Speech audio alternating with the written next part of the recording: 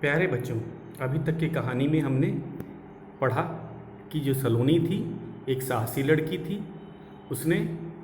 उसे कभी भी भूतों पे भरोसा नहीं होता था। तो वे अपने माँ के साथ अकेले रहती थी और गांव के सभी लोग कारीगर थे, दस्तकार थे। और एक रात को क्या हुआ, हमने क्या पढ़ा अब तक कि एक रात को गांव में सभी लोग जाग गए क्योंकि पास के जंगल में घंटे बजने की आवाज़ आ रही थी। और फिर लोगों के मन में डर बैठ गया कि रात को कौन घंटा बजा सकता है। और सब गांव वाले मानने लगे कि जंगल में भूत रहता है। लेकिन सलोनी नहीं मानी। उसे यकीन था कि इसके पीछे कुछ न कुछ कारण होगा। तो हमें भी क्या करना चाहिए, हमें भी जांच परखने के बाद ही किसी बात पे भरोसा करना चाहिए। सलोनी ने भी वही किया। फिर क्या हुआ, सलोनी ने देखा कि अरे पेड़ पे बंदरों ने एक घंटा टांग दिया था, शायद किसी राहगीर का गिर गया था। और जब वे पेड़ पे उछल कूद करते थे उस कारण से घंटा बजने लगता था। तो अब हम आगे जानते हैं कहानी का शेष भाग, उसको पढ़ेंगे तथा उसकी व्याख्या की जाएगी।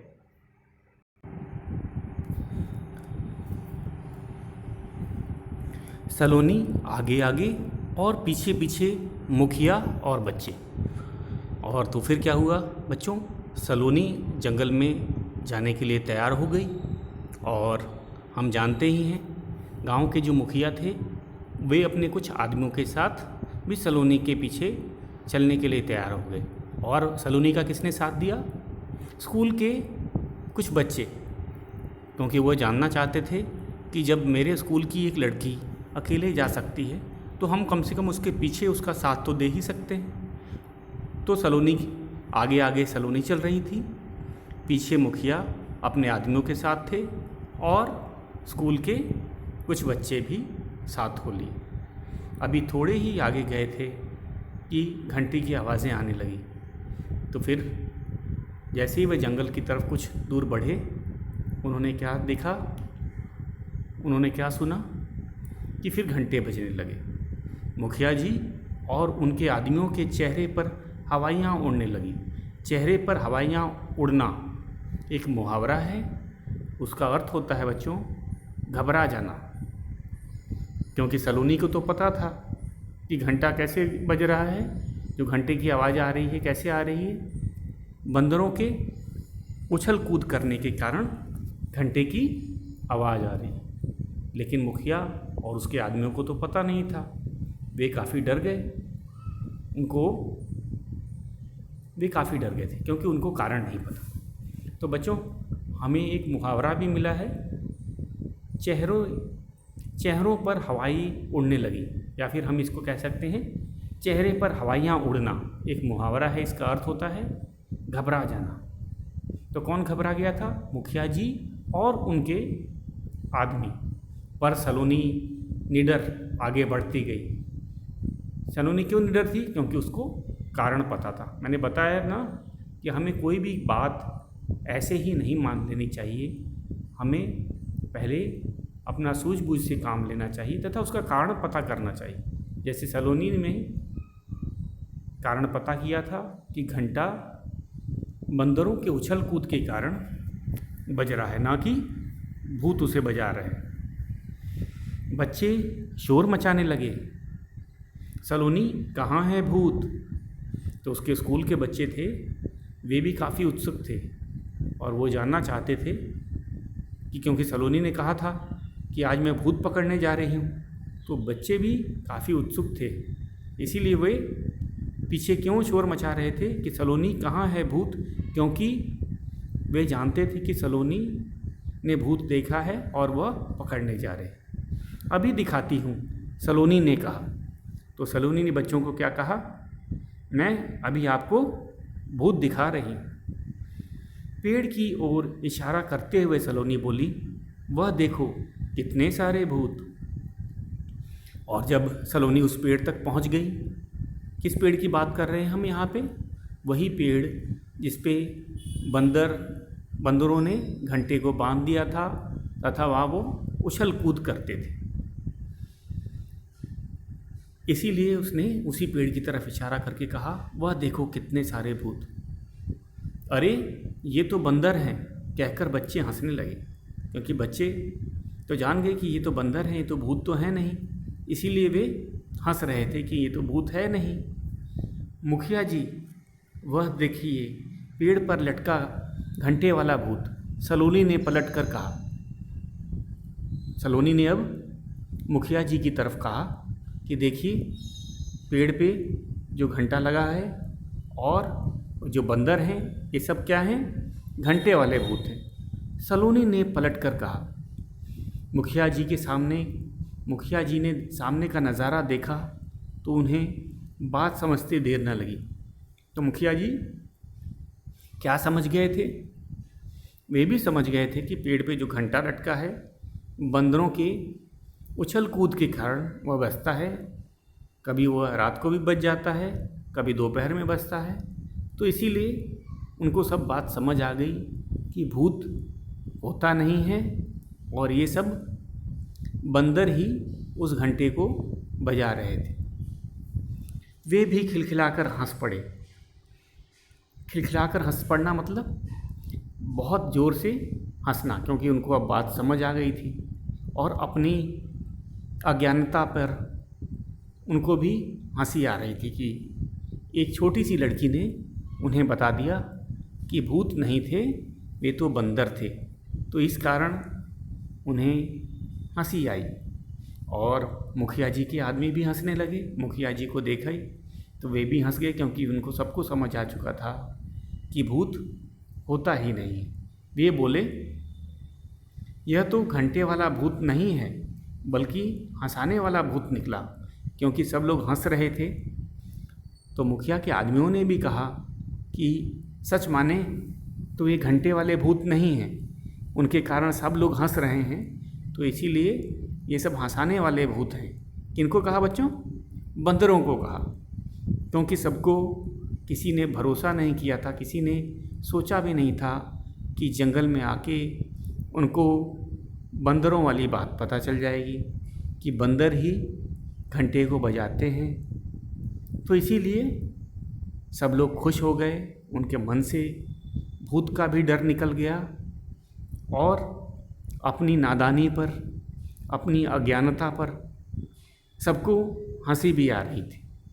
तो इसीलिए सबने कहा कि ये तो घंटे वाला भूत नहीं है बल्कि हंसाने वाला भूत।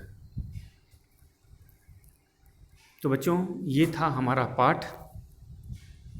हमने आज लिखते हैं शब्दार्थ और मुहावरे। हम इन दोनों को अलग अलग करके लिखेंगे। शब्दार्थ और मुहावरों को हम लोग अलग अलग करके लिखेंगे। हमारे पुस्तक में दोनों को एक साथ मिला के रखा हुआ है। पहला शब्द अर्थ है हमारा आनंद। आनंद का अर्थ होता है खुशी, प्रसन्नता। दूसरा शब्द अर्थ है दस्तकार, हाथ से काम करने वाले। तो दस्तकार कौन होते हैं?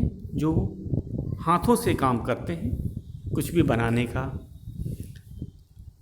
चाहे वो मिट्टी के बर्तन हो, चाहे लकड़ी के खिलौने हों, चाहे मिट्टी के खिलौने हों। स्पष्ट, स्पष्ट का अर्थ होता है साफ साफ। जैसे हमारे पुस्तक में भी कहा गया था, पाठ में कहा गया था कि रात को घंटे की आवाज़ स्पष्ट सुनाई देती थी, साफ साफ। विश्वास, विश्वास का अर्थ होता है यकीन। जैसे हमें पाठ में था, सलोनी को विश्वास था कि भूत नहीं होते। सलोनी को इस बात का पूरा विश्वास था कि भूत होते ही नहीं। कठिनाई, मुश्किल। कठिनाई का अर्थ होता है बच्चों मुश्किल। तो इसमें हमने पाठ में देखा कि जब लोग डर गए थे कि गांव जंगल में भूत रहता है, तो वह शहर घूम के जाते थे लंबे रास्ते से शहर जाते थे, जंगल के बीच से नहीं जाते थे, तो इसीलिए उन्हें कठिनाई का सामना करना पड़ता था। उन्हें काफ़ी मुश्किल होती थी शहर जाने में। तो हम कठिनाई का भी अर्थ जान गए। कठिनाई का अर्थ होता है मुश्किल। अब चलते हैं बच्चों, 2 मुहावरे। इस पाठ में हमें 2 मुहावरे मिले हैं, उनको हम अलग से लिखेंगे। तो शीर्षक बना लेना मुहावरे। पहला मुहावरा है ठान लेना। पहला मुहावरा क्या है? ठान लेना। ठान लेना का अर्थ होता है पक्का इरादा कर लेना। ठान लेने का अर्थ क्या होता है? पक्का इरादा कर लेना। चेहरे पर हवाइयाँ उड़ना, हमने ये पढ़ा था। ये दूसरा मुहावरा है हमारा पाठ का। इसका अर्थ होता है घबरा जाना। तो मुहावरे क्या होते हैं बच्चों? मुहावरे शाब्दिक अर्थ देकर न देकर कुछ अलग अर्थ देता है। जैसे चेहरे पर हवाइयाँ उड़ना, तो इसका अर्थ होता है घबरा जाना, न कि कुछ चेहरे के आसपास कुछ उड़ने की बात की गई है। ये अर्थ न होकर इसका अर्थ होता है घबरा जाना या बहुत घबरा जाना, दोनों ही सही है। ठान लेना का अर्थ होता है, हमारा पहला मुहावरा है ठान लेना, उसका अर्थ होता है पक्का इरादा कर लेना। जैसे पाठ में सलोनी ने ठान लिया था कि वह जंगल से ही होके जाएगी, क्योंकि वह पता लगाना चाहती थी कि घंटे बजने की आवाज़ कैसे आती है, कहाँ से आती है, कौन बजाता है आदि। तो ठान लेना का अर्थ होता है पक्का इरादा कर लेना। तो बच्चों आज हमने ये पाठ पूर्ण कर लिया है। अब हम इसका पठन अभ्यास करेंगे। आपको ध्यान से सुनना है कि मैं कैसे पढ़ रहा हूँ, और उसको सुनना है, और आपको भी कम से कम इस पाठ का 3 बार पठन अभ्यास करना है। इंग्लिश में हम लोग पठन अभ्यास को रीडिंग प्रैक्टिस कहते हैं, और पढ़ना भी भाषा का एक भाग है। अगर हम भाषा सीखना चाहते हैं तो हमें पढ़ने का भी अभ्यास होना चाहिए। तो पठन अभ्यास या रीडिंग प्रैक्टिस अभी मैं कर रहा हूँ इस पाठ को दोबारा से। तो अभी तक हमने पाठ को पढ़ा और उसकी मैंने व्याख्या की, उसको आपको समझाया। अब हम चलते हैं पठन अभ्यास पे। कैसे पढ़ा जाता है, कहाँ हमें रुकना है, अल्प विराम को भी मानना है, पूर्ण विराम को भी मानना है, तथा जो संवाद वाले शब्द होते हैं उनको कैसे पढ़ा जाता है, आप इसको ध्यान से सुनेंगे। जंगल के पास वाले गांव में सलोनी अपनी माँ के साथ रहती थी।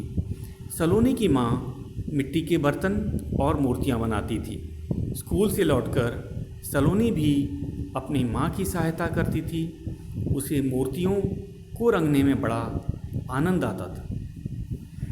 सप्ताह में एक दिन सलोनी की माँ मूर्तियाँ लेकर शहर जाती थी। गांव के अधिकतर कारीगर और दस्तकार रहते थे। गांव में अधिकतर कारीगर और दस्तकार रहते थे।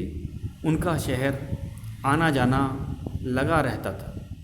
वे सभी जंगल के रास्ते ही जाते थे, क्योंकि जंगल के रास्ते से शहर पहुंचने में बहुत कम समय लगता था।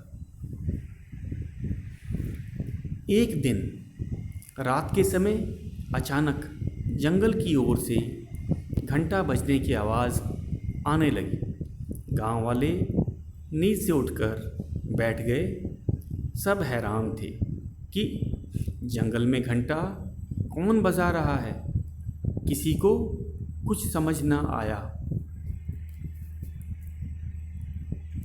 अगले दिन दोपहर में भी कुछ घंटे की आवाज़ें सुनाई दी।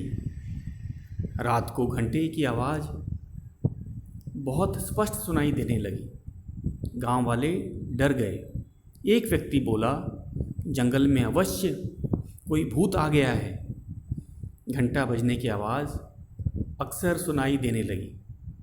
रात में भूत होने की बात, जंगल में भूत होने की बात सबके मन में बैठ गई। किसी ने हिम्मत नहीं की कि जंगल में जाकर पता लगाए। धीरे धीरे लोगों ने भूत के डर से जंगल में जाना बंद कर दिया। सलोनी की माँ भी जंगल में मिट्टी लेने जाने में घबराने लगी, लेकिन सलोनी एक समझदार, निडर और साहसी लड़की थी। उसे भूतों में बिल्कुल विश्वास नहीं था। उसने गांव वालों को समझाया कि भूत कुछ नहीं होते, लेकिन किसी ने उसकी बातों पर ध्यान नहीं दिया। जंगल के बाहर से चक्कर लगाकर शहर जाने में गांव वालों को कठिनाई होने लगी। उनके काम धंधे पर भी असर पड़ने लगा। एक दिन सलोनी की माँ की तबीयत ठीक नहीं थी। सलोनी ने कहा, माँ, आज मैं मूर्तियाँ लेकर शहर चली जाती हूँ। माँ के रोकने की कोशिश की। माँ ने रोकने की कोशिश की, पर सलोनी न मानी। उसने मन ही मन जंगल के रास्ते से ही शहर जाने की ठान ली थी।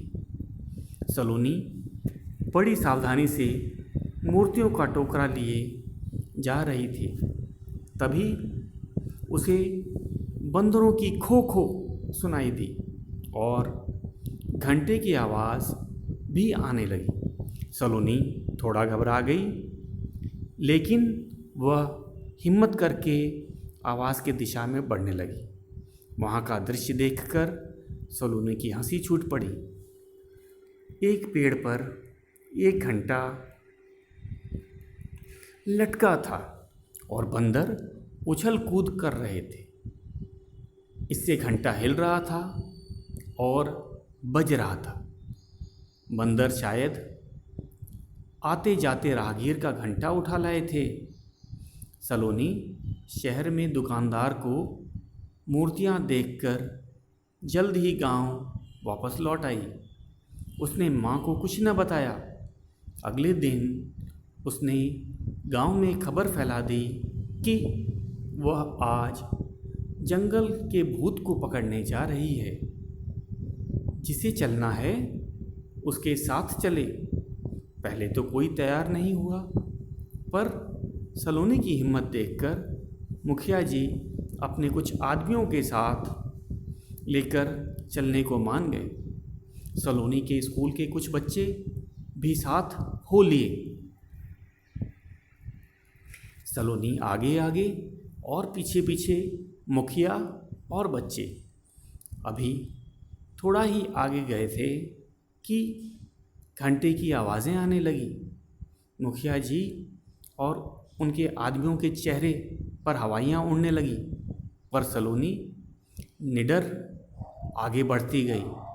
बच्चे शोर मचाने लगे, सलोनी कहाँ है भूत, अभी दिखाती हूँ। सलोनी ने कहा। पेड़ की ओर इशारा करते हुए सलोनी बोली, वह देखो कितने सारे भूत, अरे ये तो बंदर हैं। कहकर बच्चे हंसने लगे। मुखिया जी, वह देखिए पेड़ पर लटका घंटे वाला भूत, सलोनी ने पलटकर कहा। मुखिया जी ने सामने का नज़ारा देखा तो उन्हें बात समझते देर न लगी। वे भी खिलखिलाकर हंस पड़े।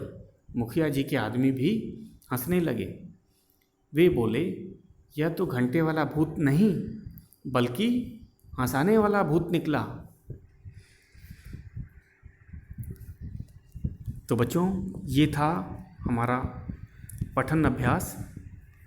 एक बार मैं फिर इस पाठ को पढ़ता हूँ और आपको भी कम से कम इस पाठ का 3 बार पठन अभ्यास करना है। 2 बार मैं पढ़ के समझा रहा हूँ और आपको कम से कम 3 बार इसका पठन अभ्यास करना है। और ज़रा ध्यान से सुना करो, सुनने से भी हमें समझ आता है तथा पठन अभ्यास हमारा अच्छा होगा। तो शुरू करते हैं रीडिंग प्रैक्टिस बच्चों। फिर से दूसरी बार इसी पाठ का छोटा सा पाठ है। जंगल के पास वाले गांव में सलोनी अपने माँ के साथ रहती थी। सलोनी की माँ मिट्टी के बर्तन और मूर्तियाँ बनाती थी। स्कूल से लौटकर सलोनी भी अपनी माँ की सहायता करती थी। उसे मूर्तियों को रंगने में बड़ा आनंद आता था। सप्ताह में एक दिन सलोनी की माँ मूर्तियाँ लेकर शहर जाती थी। गांव में अधिकतर कारीगर और दस्तकार रहते थे। उनका शहर आना जाना लगा रहता था। वे सभी जंगल के रास्ते ही जाते थे, क्योंकि जंगल के रास्ते से शहर पहुंचने में बहुत कम समय लगता था। एक दिन रात के समय अचानक जंगल की ओर से घंटा बजने की आवाज़ आने लगी। गांव वाले नींद से उठकर बैठ गए। सब हैरान थे कि जंगल में घंटा कौन बजा रहा है। किसी को कुछ समझ ना आया। अगले दिन दोपहर में भी कुछ कुछ घंटे की आवाज़ सुनाई दी। रात को घंटे की आवाज़ बड़ी स्पष्ट सुनाई देने लगी। गांव वाले डर गए। एक व्यक्ति बोला, जंगल में अवश्य कोई भूत आ गया है। घंटा बजने की आवाज़ अक्सर सुनाई देने लगी। जंगल में भूत होने की बात सबके मन में बैठ गई।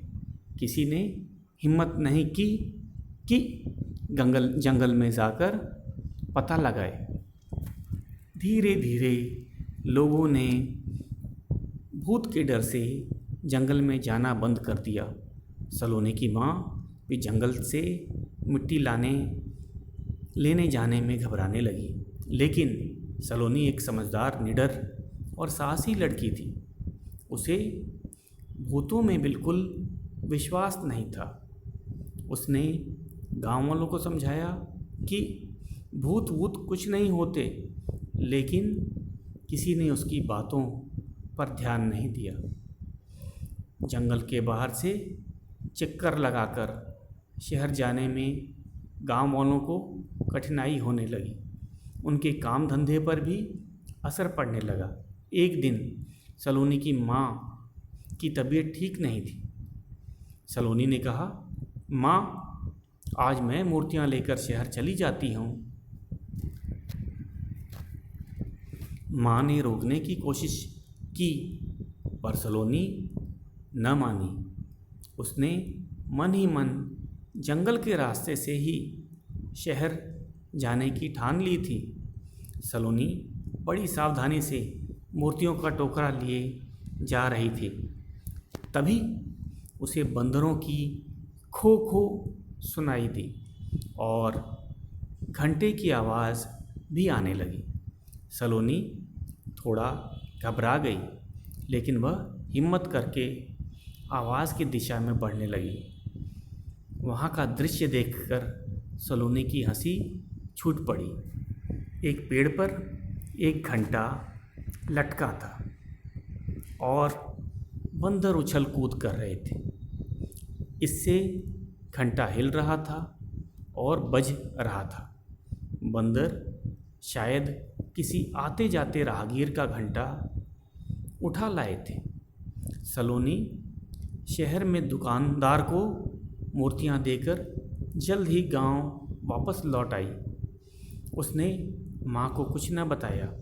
अगले दिन उसने गांव में खबर फैला दी कि वह आज जंगल के भूत को पकड़ने जा रही। जिसे चलना है उसके साथ चले।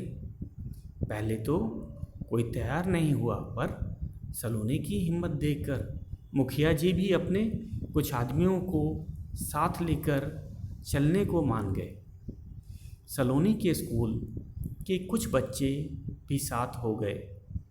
सलोनी आगे आगे और पीछे पीछे मुखिया और बच्चे। अभी थोड़ा ही आगे गए थे कि घंटे की आवाज़ें आने लगी। मुखिया जी और उनके आदमियों के चेहरों पर हवाइयाँ उड़ने लगी। वह सलोनी निडर आगे बढ़ती गई। बच्चे शोर मचाने लगे, सलोनी कहाँ है भूत? अभी दिखाती हूँ, सलोनी ने कहा। पेड़ की ओर इशारा करते हुए सलोनी बोली, वह देखो कितने सारे भूत। अरे ये तो बंदर हैं, कहकर बच्चे हंसने लगे। मुखिया जी, वह देखिए पेड़ पर लटका घंटे वाला भूत, सलोनी ने पलटकर कहा। मुखिया जी ने सामने का नज़ारा देखा तो उन्हें बात समझते देर न लगी। वे भी खिलखिलाकर हंस पड़े। मुखिया जी के आदमी भी हंसने लगे। वे बोले, यह तो घंटे वाला भूत नहीं बल्कि हंसाने वाला भूत निकला। तो बच्चों, हमने अपने पाठ का 2 बार पठन अभ्यास किया। अब हम इनके मौखिक प्रश्नों की ओर बढ़ेंगे। आप जानते ही हैं कि मौखिक प्रश्न हम मौखिक रूप से ही करते हैं, हम लोग इसको ओरली करते हैं। हमारा पहला प्रश्न है, मौखिक प्रश्न है, मौखिक रूप से ही करेंगे। मौखिक का पहला प्रश्न है, सलोनी की माँ क्या करती थी? तो बच्चों, हमने सलोनी की माँ के बारे में भी जाना था पाठ को पढ़ते समय। सलोनी की माँ सलोनी के साथ रहती थी छोटे से गांव में। किस गांव में रहते थे? वही गांव जो जंगल के पास में था। वो काम क्या करती थी सलोनी की माँ? हमने पाठ में पढ़ा था कि वह मिट्टी के बर्तन और मूर्तियाँ बनाती थी। तो हमें क्या लिखना है? यही लिखना है। सलोनी की माँ क्या करती थी? सलोनी की माँ मिट्टी के बर्तन और मूर्तियाँ बनाती थी।